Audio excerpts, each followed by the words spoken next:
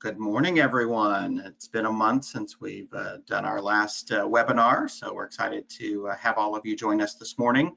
It's a light crew this morning. I'm all by myself. Gayla's having a conference call with a potential grant that we're applying for. And then we're also back on the road. You can see my background here. I'm actually in a hotel room working with some consultants in a community this week. So we're getting back out into the communities, which we're so excited to do. But it's just a little different this morning with who's helping me out. So bear with us as we move through this. I'm also on one screen, so let me switch over. There we go. So I just want to remind everybody, you come in the listen-only mode. You're automatically muted when you come into the presentation. You can change your audio functionality from your phone or your computer, or from your phone to your computer or back and forth if you need to. If for some reason your connection isn't so good, you can switch over to the call-in number, and all that's on your controls on the right side of your screen. We want this webinar to be interactive, so if you have questions for our presenter or want something explained a little further, there's a question area that you can type in those questions, and I will see those questions, and then we'll have a discussion after the presentation today. And if for some reason we're not able to address everything that you have questions about, or you have some follow-up, there is my email address. Feel free to email me as we go through this. Just reminding you that through all of this COVID-19 pandemic, we have several different ways that you can connect with us. One is our online resources on our website, momainstreet.org. We have a whole COVID-19 page that we keep updated. Of course, our webinars we're doing now are Mornings on Main. We also do calls with all of our directors once a month. And then we also have a Facebook platform called Downtown Chat that is that interactive stuff in between the webinars that you can participate in also. And then just a little commercial for our webinar on September 16th next month. We have Shawnette and Anna Marie, who are with Front Door Back, and we found these two ladies at the national conference when we could have national conferences 2 years ago in Seattle, or a year ago in Seattle. And so they're going to do a presentation on getting back in the game, retail realities in the age of COVID-19. They have really a great presentation put together for us for that. So let's go ahead and get started. Kirsten Borgstrom is our presenter today, and I'm going to pause just a second because I need to give her control while I quickly do her introduction. So I'm going to give that over to Kirsten. So there you go. Kirsten is with Placemaking Advisors, and we had her husband on a few months ago, Joe Borgstrom, and now we're going to get the expert in the field. Kirsten has talked to us about communications. Some of our staff saw her do a presentation online a few months ago and really liked her message and felt that it applied to our Main Street communities here today. So Kirsten, take it away. Thank you, Keith. Good morning, everyone. I appreciate being here. As Keith mentioned, I'm in communications with Placemaking Advisors, and sorry, I'm getting rid of my smaller screen there. Okay. So my background, just for a heads up, I've been in marketing and communications, media relations, and public relations for the good part of 20+ years. I started my career in sports marketing, kind of transitioned over to economic development and real estate marketing and public relations before landing here in Michigan with the Michigan Economic Development Corporation, working on both the business side and then eventually into travel and tourism for a number of years. I worked with the Pure Michigan campaign for almost 10 years, working on the media and PR side of things, trying to garner that earned media. And that's really where my love of communications and being organized has come from. So with that, let's get started. I really want to talk through strategic communications, getting folks organized and putting a plan in place. Believe me, it's not glamorous, but it is worth your time and effort to do this, to have that plan to fall back to, and that document really to help drive your decisions. So with that, let's get started. I do have a quick question. I believe we're going to do a poll here. I'm curious who has a strategic plan, a marketing plan, a communications plan, or even a public relations plan. There is a poll open if you would take a moment just to say it's a yes or no. If you have any one of these different plans, if you could answer that question for us, that will help drive the rest of this presentation. Yeah, Kirsten, it looks like folks would go ahead and fill that out. We'll let this go for another few seconds. We have over half of the folks have filled out the poll so far. That's climbing. Just go ahead and answer yes or no. Does your organization have a marketing or communications plan? And I'll tell you, it's trending right now that the majority of folks do not have one. We have 70% of the votes in. Looks like we've kind of topped out there. 60% say no, they do not have one, and 40% say yes. Okay, that is good to know. So then I think a lot of you will get some good information from today's presentation and hopefully be able to move forward in developing a communication strategy and get yourself organized and on the right foot. So typically, I mean, if we were in person right now, I'd be asking what types of efforts everybody's doing and see some head nodding and those types of things, but that isn't going to happen today. So from what the research that I've seen and other Main Street communities, the typical Main Street communications that we know, that we see a lot of, obviously social media, and you're doing a great job of social media. I've been on a number of the community pages, Facebook pages, just making sure folks are sharing and seeing what everybody's sharing. Obviously, there's a traditional newsletter and then media outreach as well, typically around new businesses, festivals, and even some emergencies. But a question for everybody.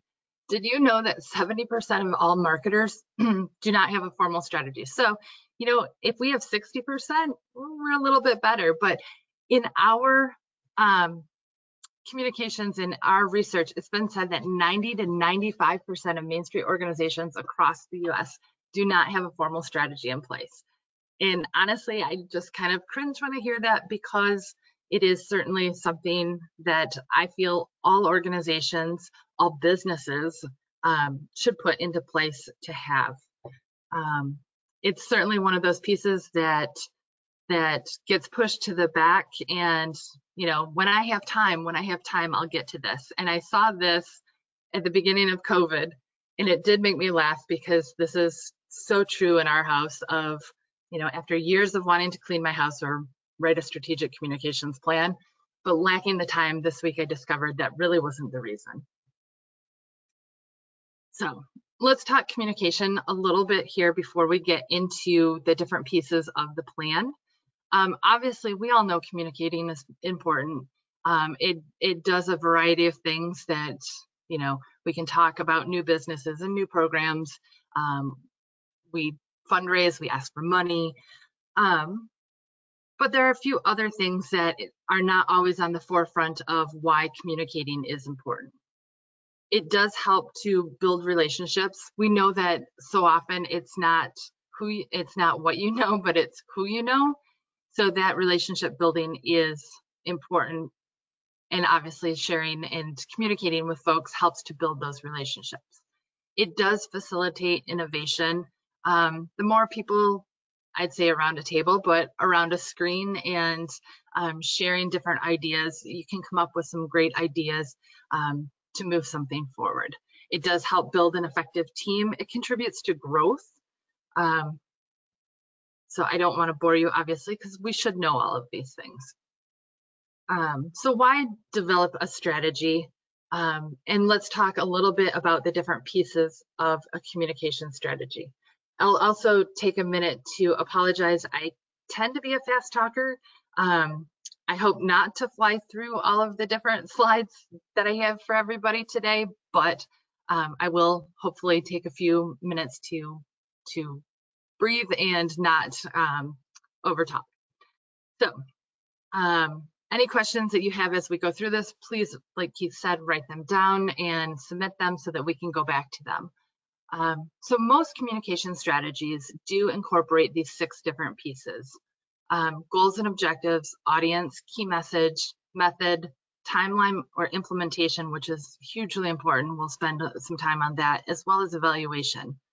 As we go through the next few slides, we're going to dive a little bit deeper into each one of these different pieces. But please also know that this is not always a one-size-fits-all. So there'll be some pieces that are more relevant to some folks. But again, these are the different steps and pieces to get to the end result of a communications plan. So with that, let's dig into the goals and objectives.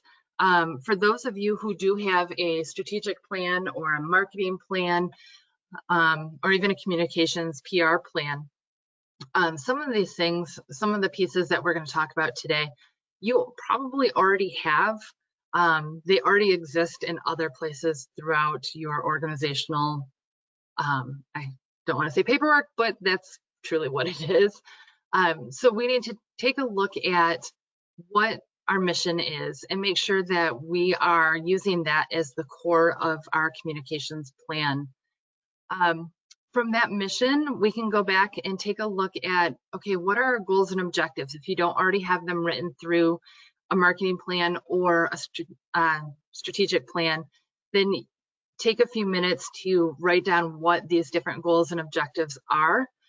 Everything that you're doing from a communications standpoint should always reflect those objectives, and your goals should always reflect the mission and help support one another. Sometimes it can be a bit repetitive, and believe me, I know as we start to put together, especially for different organizations that have not only a strategic plan, but a marketing plan, but also then a communications plan, it's like, okay, do I really need to state this again? But I would highly recommend it.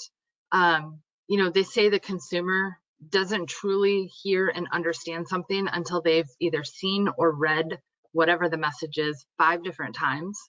And I truly believe that is not just true with a consumer, but in life in general. And I think as a marketer, as a main streeter, I think we need to make sure that we're carrying that across and being a little more repetitive, because then it becomes second nature to exactly what we're doing and why we're doing it, to have that goal and objective restated.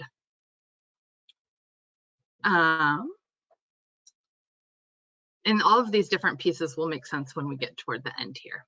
So from there, we take a look at our audience. It's important to realize and know who your audience is for each piece of communication. Who are you trying to reach? You don't typically talk to volunteers the same that you would talk to board members. You probably aren't going to share the same level of detail that you would share with a board member with a consumer. So it's important as you're developing different communications pieces and messages that you know and that you've identified who your audience is. It's also good to know a little bit about your audience and how they gather their communications, how they gather their media.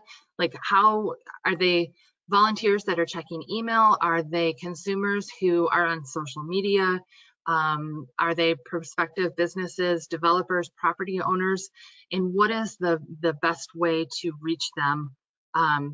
Some of that data can be gathered quite easily. Some of it's a little more difficult to get your hands on, but certainly if you ask the question of how did you hear about us, and then just watch different things like if you're sending out newsletters, you know, how many opens and how long are people staying on different things, and that we'll get into that a little bit in the evaluation as well. But just knowing who is your audience, why are you talking to them, and how do they like to receive their information.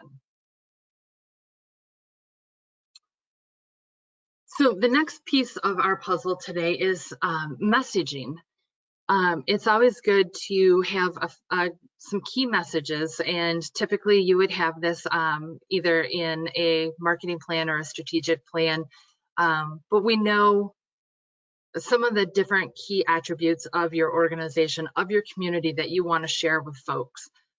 So we need to make sure that we have those written down in our plan so that we can go back and make sure that individual communications, whether it's newsletters or social media, they go back and they help support the key message or even a theme for your community.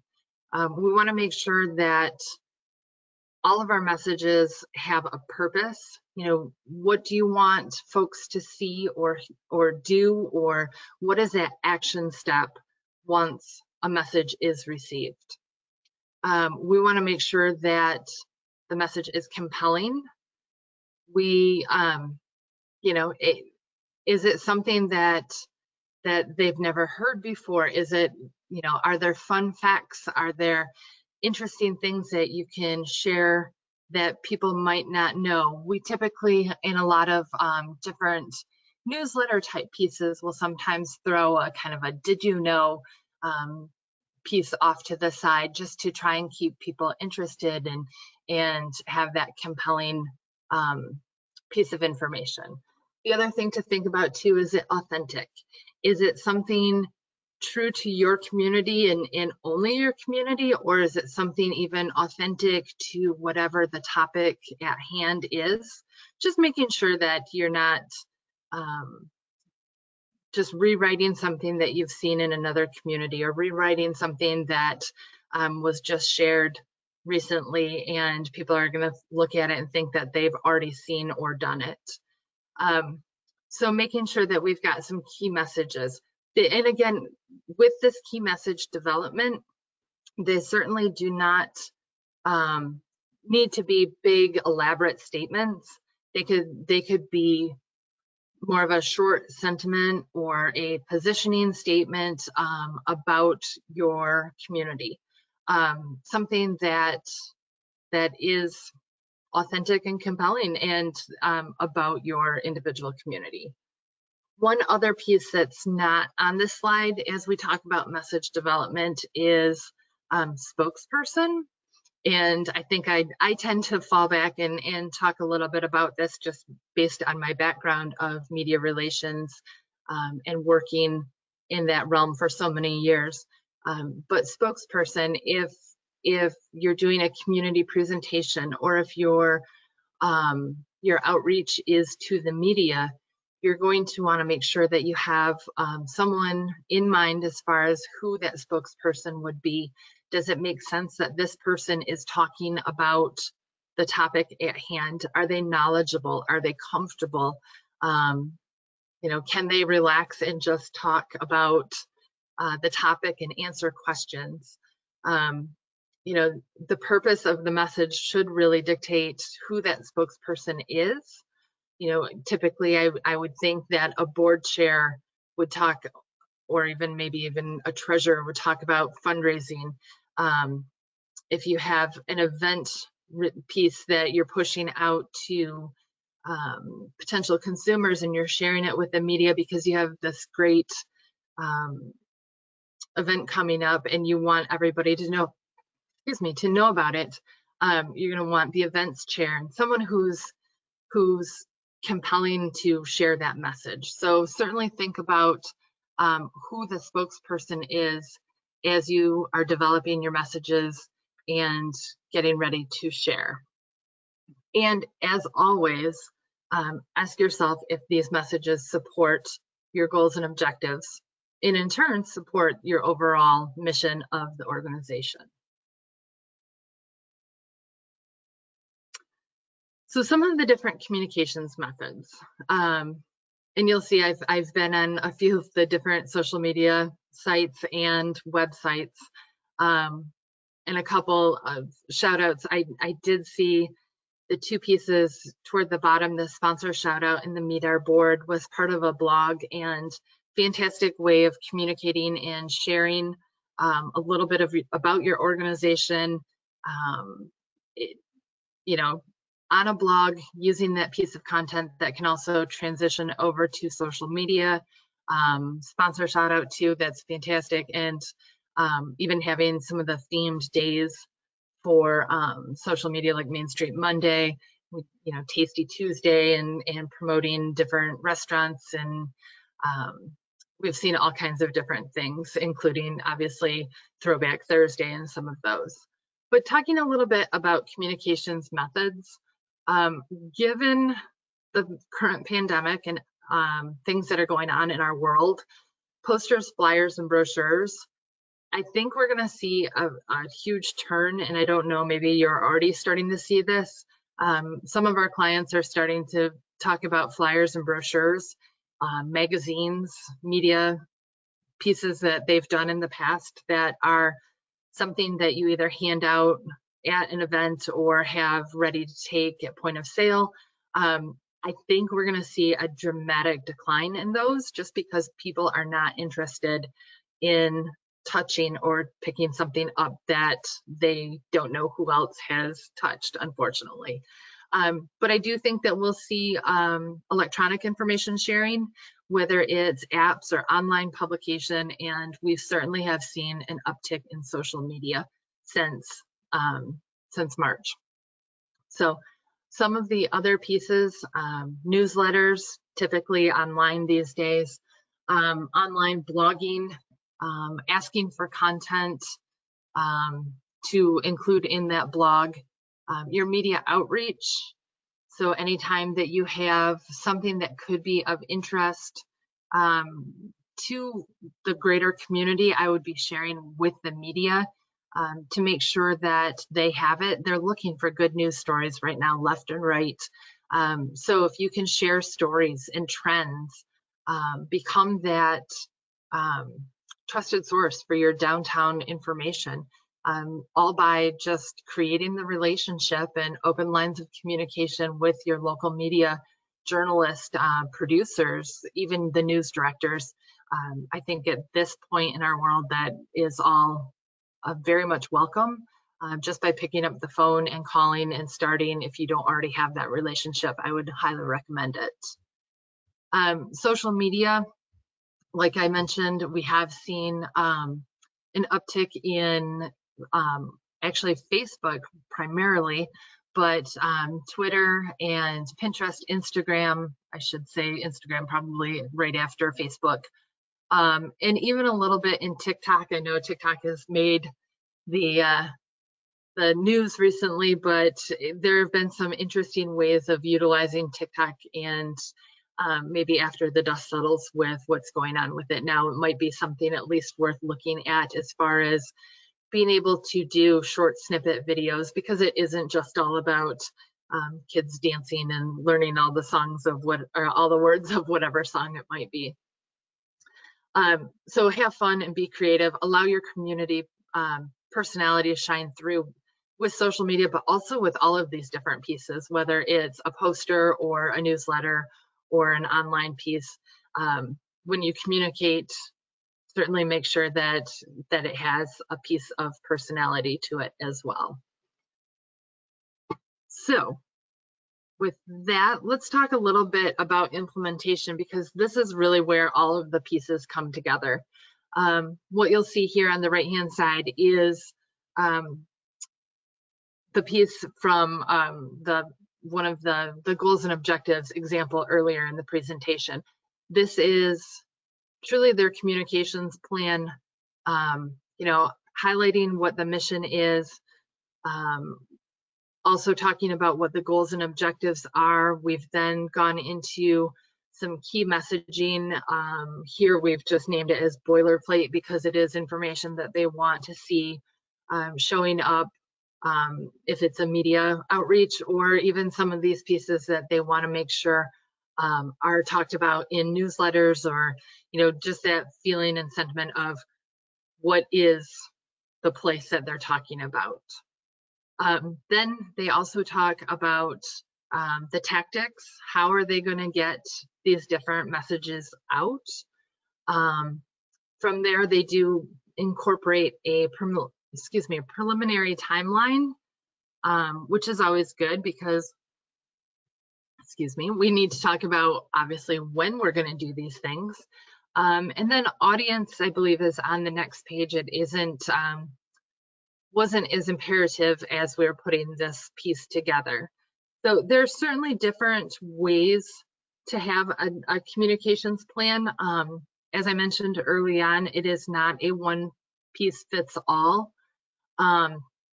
So this plan itself worked for this organization. You know, we could also then look at an implementation plan that is more of a matrix.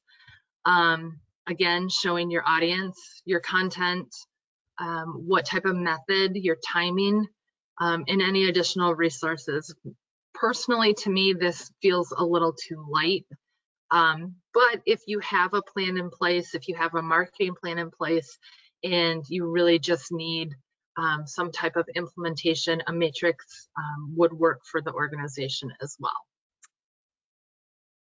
But what I like to do is the first example that I showed with the communications plan, typically we'll write out the goals and objectives, and then obviously work your way down through your audience as well as the key messages. But then we'll take all of those tactics that we talked about, whether it's a newsletter or website update, public relations, and social media. We'll take it and look at a huge spreadsheet, and it does get a little mind-numbing as you look at an entire year of this graphic that is on the lower right. But it shows how everything that you're doing supports the other pieces. So as you're working your way up to an event or you know, board meetings, you know, when are you reaching out to folks? It shows, you know, the frequency of your communications, and you know, how often do you need to be on social media? Frankly, I'd say every day. But it certainly is always good to have everything right on one calendar together. So this is typically what we would do from the overall communications plan. We take it and put it into a matrix that is month by month. And typically you can see January, February here. This is done on a quarterly basis so that your eyes don't go too buggy as you're looking at it. From there, creating that outreach plan of the piece on the upper left, that is each of the dates. It identifies who your audience is, what the task is, then even going as far as an overall topic, making sure that the sentiment or the message is identified there. This piece also has an added column that we do quite frequently, depending on what the organization is, how many people are involved. You know, some of these pieces can be given or asked of volunteers, so we certainly also always want to include the assigned to category, just so that we know who is on top of what type of communication.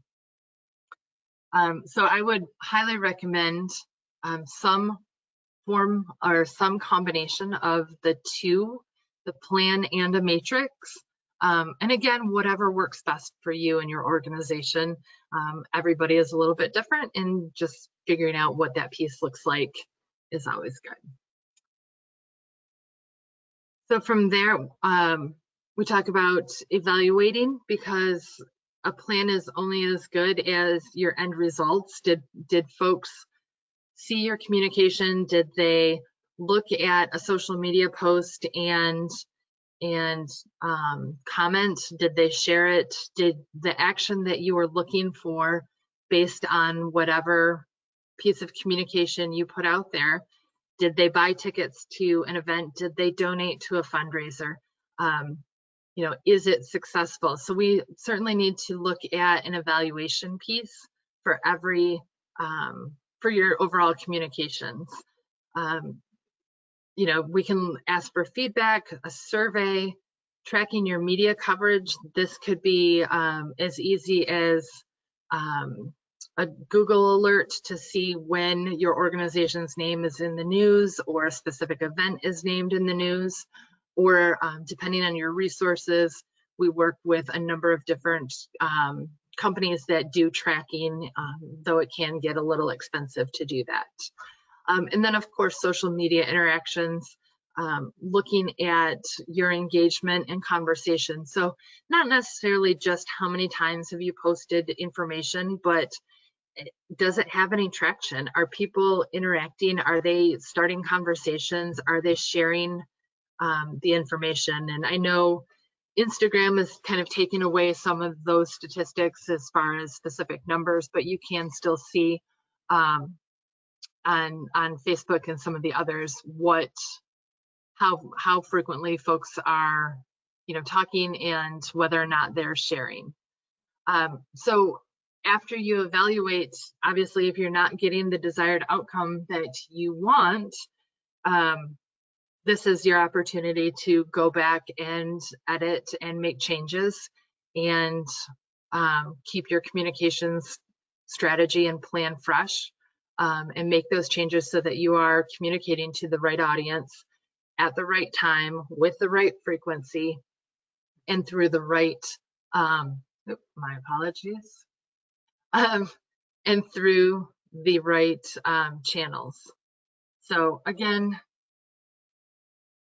reiterate your goals and objectives. I know it sounds like, you've said it one too many times, but it's always good to have it there. Know who your audience is. Spend a little time gathering information about your audience, how they like to receive their information, what social media channels are they on? Do they prefer newsletters? Are they clicking on your blog? Take a few minutes to write out some key messages and sentiments about your organization, about your community. What are your positioning statements? Things that you can go back to and kind of hang your hat on as far as this is who we are, and we want to make sure that those pieces are always included in our communications. Look at the different types of methods of communicating with folks. Again, making sure that you're spending your time in the place where your audience is.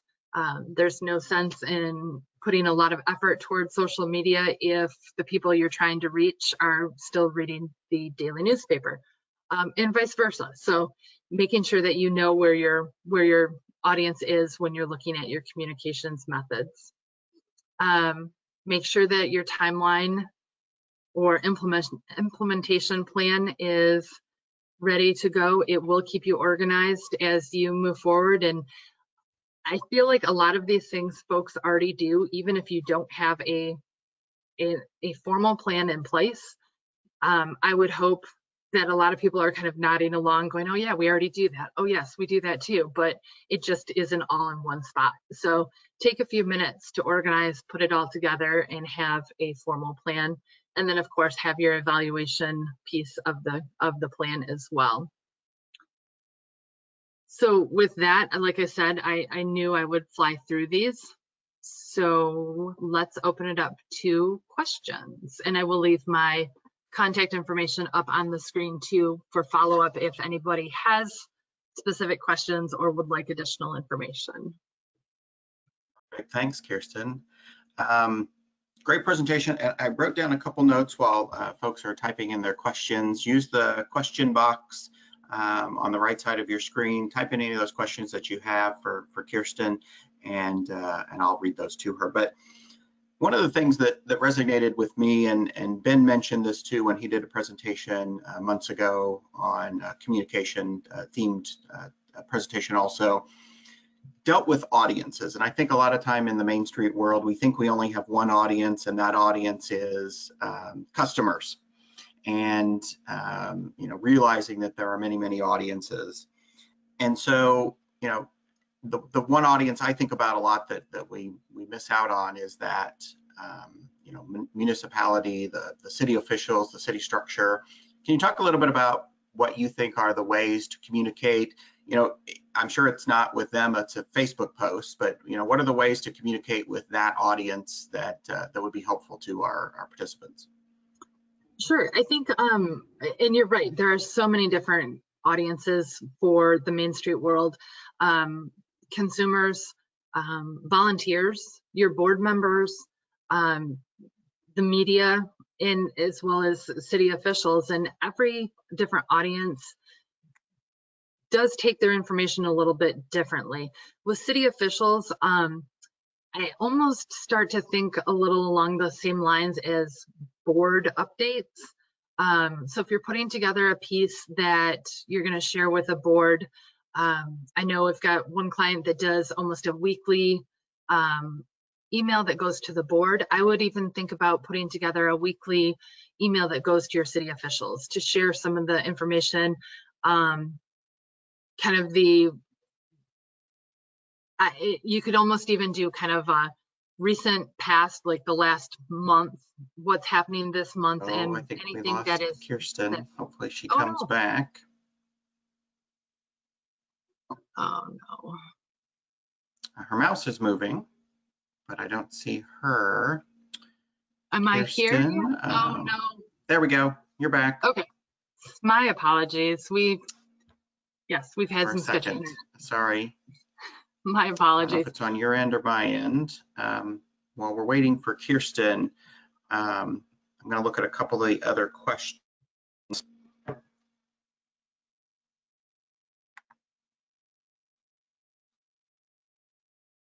Oh, someone's sending me, sorry, it must be on my end. So Kirsten, keep going, keep answering questions. Okay, sounds good. I was gonna say, with the city officials, I would even put together maybe a weekly or monthly update to be able to email over to them. I feel like most city officials and other organizations, associations that you might be working with would be in tune with getting an update as far as you know, what has been happening in your recent past, what's currently on your docket, and what might be coming up in the near future. So, you know, something that you could organize, put together, drop in a handful of bullet points and send out once a week or every other week. I think I would talk with your local officials and find out what would be best for them. How often do they want information? I feel like sometimes we over communicate and send and send and send, and then folks start seeing it and they don't pay attention to it. But if they know it's coming on the second Wednesday or whatever day of the week and they can look for it, I think at that point it does make sense to do some type of email communication with them. Hopefully that answers that question. Keith, do you have any other questions?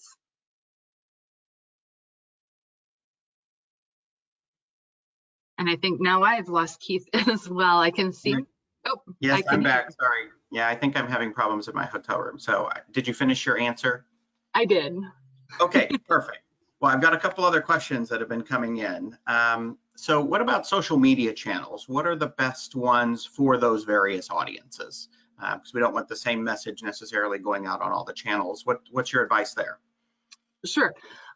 You know, I think different social media channels, you know, are good for different pieces of communication. I feel like if our consumer is one of the top audiences that we're looking at, truly Facebook and Instagram are going to be your best bets.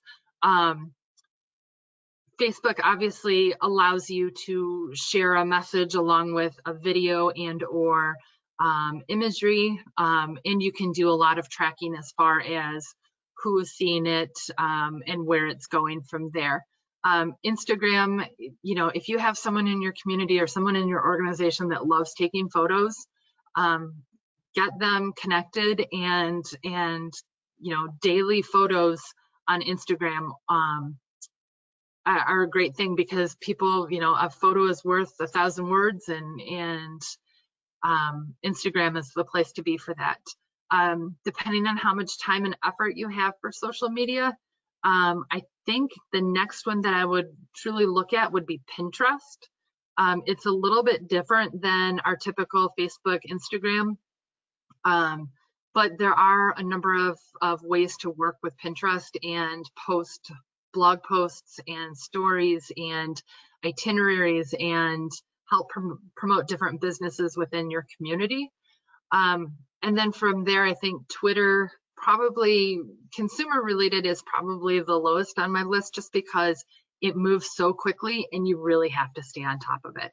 One thing that I would point out with social media, and it's, I've noticed a number of folks that kind of connect their different accounts. So when they post on Facebook, it auto-populates in some of your other social media. I would not recommend doing that, just because your audience is going to be a little bit different. They may be looking for different things in different platforms.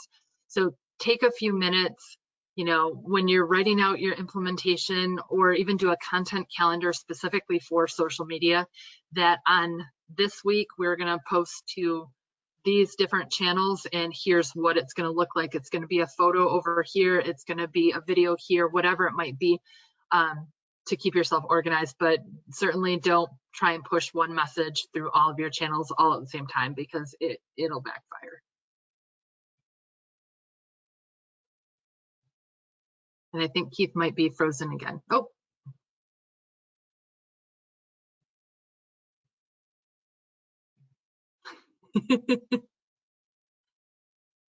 And I'm not sure. Oh, are you there?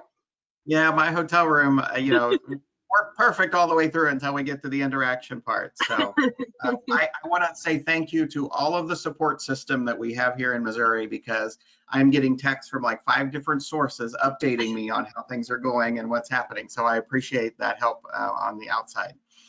So that relates into your matrix, just listed social media. Should you break that out by social media as far as your strategy? Get into more details?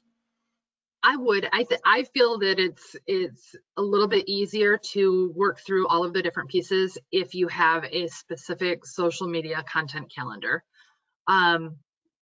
We've over the course of the years, I've worked with a number of different newsletters and social media and media outreach, and typically having some type of pitch plan or some type of plan to look at an entire month at a time as far as what your content might be. And not to say that you can't change it at the last minute. Things always come up. There are different things, but take a look at an entire month and start penciling in, okay, we're going to make Main Street Mondays. I think that's a fantastic idea. And jot down ideas for all of those Mondays. And you're going to do that on Instagram and Facebook. And then kind of take a look at your month as a whole and just make sure that you are posting, but also make sure that you have time then to respond and communicate and have a conversation with your folks that are commenting on different posts. So yes, to a separate and or additional content calendar specifically for social. Okay, we're going to attempt one more question, and I think this is very relevant. A lot of our Main Street programs are newer or don't have a director, and so some of this stuff may be a little overwhelming for them as all volunteer organization. What do you think would be the best first steps for them to do to start implementing some of this? I think I'm a huge proponent of looking back to see what's already been done, and see how it was received. Folks if they've spent a lot of time on blog posts, but then you look back at your Google Analytics and realize that nobody's clicking on anything and nobody's reading your blog posts, I guess I wouldn't spend a lot of time doing that. So take a look back at what has already been done. Take the information that you've heard today and start to write out a plan. I know it takes time, and like I said, it is not glamorous, but I feel like once you have things down on paper, it makes it a little more manageable to be able to move from point A to point B and realize, okay, this is what works for our organization, and we really need to spend more time in our community, or more time talking to our local media, our local journalists, to make sure that they're sharing our messages, more time on social media. But really take a look at what's been done, what works and what doesn't work for your community, and then prioritize and get it down on paper so that as you go through the next revision or thinking that something might not be working as great as what you feel it should be, you can go back to that document and make your changes and then continue on. Okay. Actually, we're doing well, so let me ask another question or two. It says, regarding a survey or the survey, would you utilize various methods, or is it more conducive to a Facebook post? I would use a variety of methods. I would survey on Facebook. Yes, absolutely. SurveyMonkey is incredibly easy to use if you have a list of email addresses that you've been collecting at different events or when folks are in your community. Utilize those, obviously assuming that you have their permission to send them information, or you've been sending newsletter articles or newsletters to them and things of that nature. Utilize those email addresses and do a quick 3-question, 5-question survey via SurveyMonkey. And, try it at least once. If you don't get a huge response, sometimes it does take a little motivation for the end user to fill out the survey. And we find sometimes that offering a prize, a package, a buy one, get one, some type of incentive for folks to complete the survey does truly help. Okay, great. Back to our communication with the city. Would it make sense to communicate with them right before maybe, say, a council meeting or budget talks, those sorts of things? When are good times to do that? I would certainly, and I would even have that individual conversation with your local city officials and ask what they prefer, because you don't want to overwhelm them with information. But I would say, I think the more frequent that you are sending information, as long as it's on some type of identified kind of basis, so they know that, the second Wednesday or the third Thursday that they can expect to see information from you. Once you start to establish that routine, they'll start looking for the information and they'll have it at their fingertips. So yes, if you know when obviously your city council meetings are, I would make sure that you're backing out your information, like send an update, an email update the week prior, just so that they have it. And maybe even a phone call a day before and just say, hey, did you have any questions? At least from the start, just, go that extra step and make sure that they know that's why they received the information and that's what the information is for. And then as you continue to kind of start that routine, they'll be looking for the information. Great. One more question before we end. This is COVID related. So what do you think is the Main Street organization's role in the messaging about COVID related, like masks, wearing masks, distancing, those sorts of things? What is Main Street's role in that? I think there are a few things. I think Main Street organizations need to be empathetic to not only the consumer, but in sharing the message to the consumer, the end user, really, that we're here, we are open, it is safe. I think safety is huge right now as far as the traveler and the visitor, of knowing that they're going to be okay to step into a business, to really get out and enjoy downtown restaurants and things of that nature. Sharing what your community is doing, that you've implemented a safe 6 feet distance, that your businesses are requiring face coverings, that you've started hand sanitizing stations, whatever those pieces might be. I feel like the consumer right now really wants to know what are you doing? How are you going above and beyond to make sure that I'm safe when I come to visit? I truly feel that as a Main Street organization, we can help drive that message. And then when a visitor comes to your Main Street and goes into a business, then they see what the individual business is doing.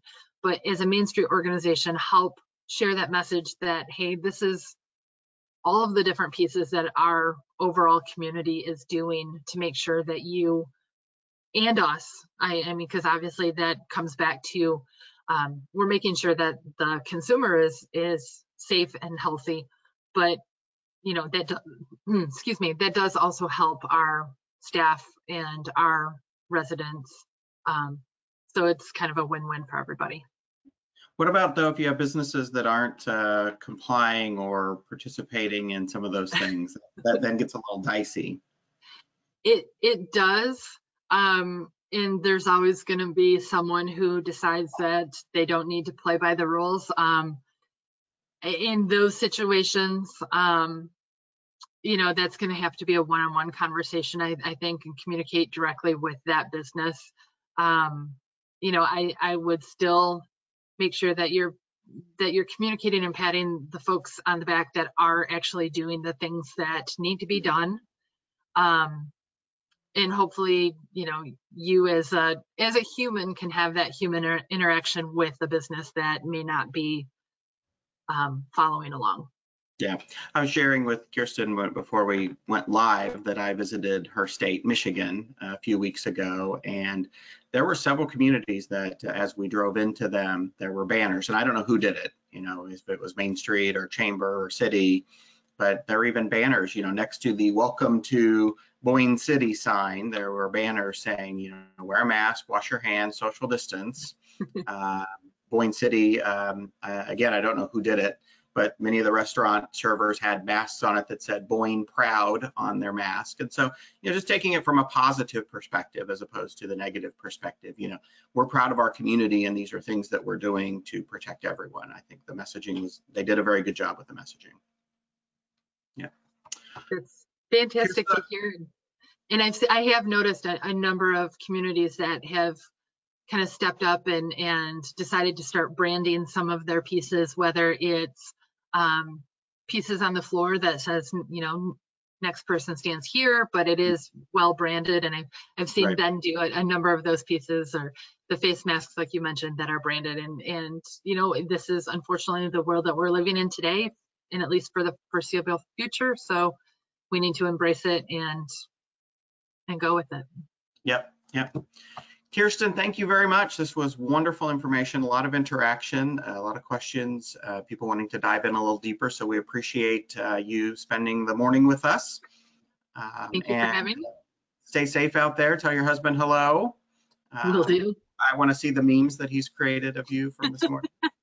And remind everybody that we'll be back on September 16th, and the topic will be retail. And so we'll be sending some more information about that in the next few days. So everybody, have a great week. Talk to you later. Bye-bye.